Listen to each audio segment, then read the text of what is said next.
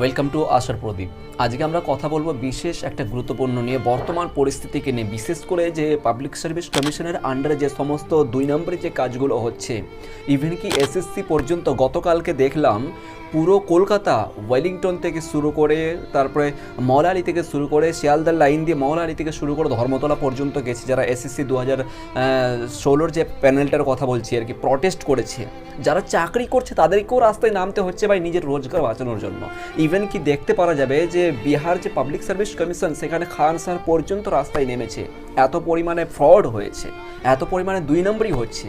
তার মানে এটা থেকে বুঝে যাচ্ছে যে ধরে নাও 500 সিট বের হচ্ছে, এক্সাম্পল ধরে নাও 500 সিট বের হচ্ছে পাবলিক সার্ভিস কমিশনের আন্ডারে। সেখানে কিন্তু দেখা যাচ্ছে যে 500 সিটের মধ্যে 300 সিটই অলরেডি যাদের যারা আর কি পিএম আছে, আদারওয়াইজ ধরে নাও যারা এমপি আছে, এমএলএ আছে, অথবা যারা আর কি মানে পলিটিক্যালি অথবা যারা আর কি ভালো পোস্টে আছে, ওদেরই ছেলে মেয়েদেরকে 20 লাখ 25 লাখ 30 লাখ টাকা দিয়ে ঘোষ দিয়ে চাকরি দিয়ে দিচ্ছে। খান স্যারও সেটাই বলেছেন। তাহলে বাকি যে সাধারণ ছেলে মেয়ে আছে যারা পরিশ্রম করে রাতের পর রাত জেগে পরিশ্রম করে যে পড়াশোনা করে যে পরীক্ষাতে বসেছে, ওদের যে দক্ষতা আছে, ওরা কি তাহলে ঝাড়ু মারবে রাস্তাতে? ইভেন কি দেখো আমাদের ওয়েস্ট বেঙ্গল পাবলিক সার্ভিস কমিশনও হয়েছে। ইভেন এমনও হয়েছে বহু পরিমাণে কলকাতাতে দেখা, স্বচক্ষে দেখা বহু পরিমাণে প্রটেস্ট হয়েছে। এত পরিমাণে ফ্রড চলছে আজ দেশের মধ্যে বলো, রাজ্যের মধ্যে বলো।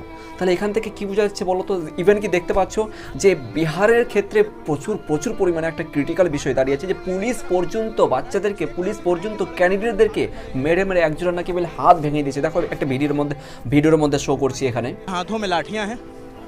अब ये देखना होगा ये प्रोटेस्ट किस ओर जाता है। যেখানে পুলিশ পর্যন্ত স্টুডেন্টকে সাপোর্ট করে না, তাহলে বুঝতে পারছো কেমন করে পলিটিক্যালি এখানে আর কি ওরা খেলেছে। অফিসারগুলো যারা আর কি কনস্টিটিউশনাল পদে যেখানে বসে আছেন আর কি, চেয়ারম্যান যারা বসে আছেন পাবলিক সার্ভিস কমিশনের, ওনারা কীভাবে পুলিশদেরকে হাতে করেছে, কিভাবে প্রশাসনকে হাতে করেছে, সমস্ত কিছু বিষয় দিক দিয়ে আজকে পরিস্থিতি এমনটা পর্যায়ে ঘটেছে। ইভেন কি সিজিএল যে এসএসসি সিজিএলও আর কি এমন ঘাপলা হয়েছে, সেন্ট্রাল যে চাকরিগুলো রয়েছে এমন হয়েছে। বলো কি করা যাবে? প্রত্যেকটা জায়গাতে চাই তোমার ওয়েস্ট বেঙ্গল পাবলিক সার্ভিস কমিশনের মানে স্টেটের আন্ডারে যে সমস্ত পরীক্ষা হচ্ছে সেইগুলোর ক্ষেত্রে বলো, অথবা তোমার এসএসসির কথা বলো, প্রত্যেকটা জায়গাতে। এবার কি নিটের কথা বলো, যে তোমার মেডিকেল টেস্টের যে হলো, যারা এমবিবিএসের জন্য যারা পড়তে যাচ্ছে, নিটের যে পরীক্ষা হলো, নিটও 2 নম্বরই হচ্ছে। তারপরে net, NET, national eligibility test, যারা আর কি পিএইচডির জন্য কোয়ালিফাই, মানে যারা পিএইচডির জন্য বসতে আছে বা কলেজে প্রফেসর হতে যাচ্ছে, যাই হোক না কেন, প্রত্যেকটা জায়গাতে আজকে 2 নম্বরই মানে ধান্দা শুরু হয়ে গেছে। কেন বলো তো? কেন আমাদের দেশ বা আমাদের রাজ্য কি একটা ইউনিক হতে পারে না? আমাদের দেশ বা আমাদের রাজ্য কি একটা মানে পারফেক্ট একটা জায়গাতে তৈরি হতে পারে না? যারা পরিশ্রম করে রাতের পর রাত জেগে পড়াশোনা করছে, 14 ঘন্টা 12 ঘন্টা করে পড়াশোনা করছে, ওরা কি ভালো জায়গাতে পৌঁছাতে পারবে না? এত যে পরিশ্রম করছে, ওরা কি ভালো জায়গাতে পৌঁছার কোনো আশা নেই? কোনো অফিসারের ধরে নাও যে ওর ছেলে মেয়ে আর কি পড়াশোনা, যেমন দেখতো ইউপিএসসি পর্যন্ত ঘাপলা হয়েছে, যে ইউপিএসসি নামটা মনে পড়ছে না, ঠিক জানি না, একটা মেয়ে আছে যে ইউপিএসসি ক্র্যাক করেছে একটা ফ্রড সার্টিফিকেট বানিয়ে ইউপিএসসিকে পর্যন্ত ফ্রড করাচ্ছে। বলো কি করে হবে? ইভেন কি আমাদের এটাও দেখতে পেলাম যে ডাব্লিউবিসিএসের একজন অফিসার হয়েছেন, এই প্রায় কয়েক বছর হয়ে গেল, এখন বর্তমানে জলপাইগুড়ির দিকে আই থিঙ্ক মানে পোস্টেড আছেন আর কি। প্রিলি কোয়ালিফাই করতে পারেনি, সে আজকে চাকরি পেয়ে গেছে।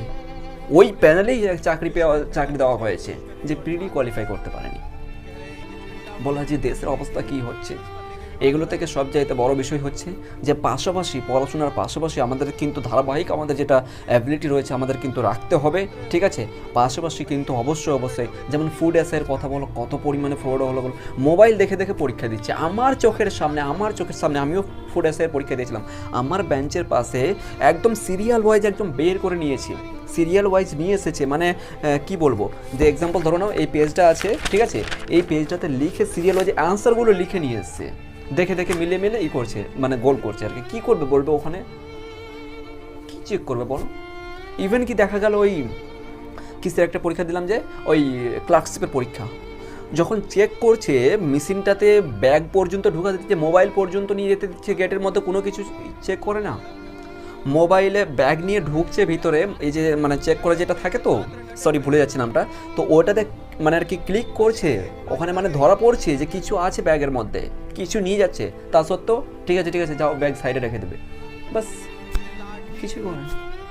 বলো কী করবে? সেই জন্য এটাই একটা সব জায়গায় বড় বিষয়, যে পাশাপাশি আমাদের এডুকেশনটা, আমাদের যে একটা শিক্ষা যে গতি রয়েছে বা আমাদের চাকরির যে টার্গেট রয়েছে, সেটা অবশ্যই কিন্তু আমাদের অ্যাচিভ করতে হবে, সেই জন্য কঠোর পরিশ্রম করতে হবে। ওটা টাকা দিয়ে ঘুষ দিয়ে চাকরি নিচ্ছে, আর আমাদেরকে পরিশ্রম করে চাকরি নিতে হবে। এইটাই হচ্ছে আমাদের মাঝে আর ওদের মাঝে আর কি, আমার দুজনের মাঝে পার্থক্য।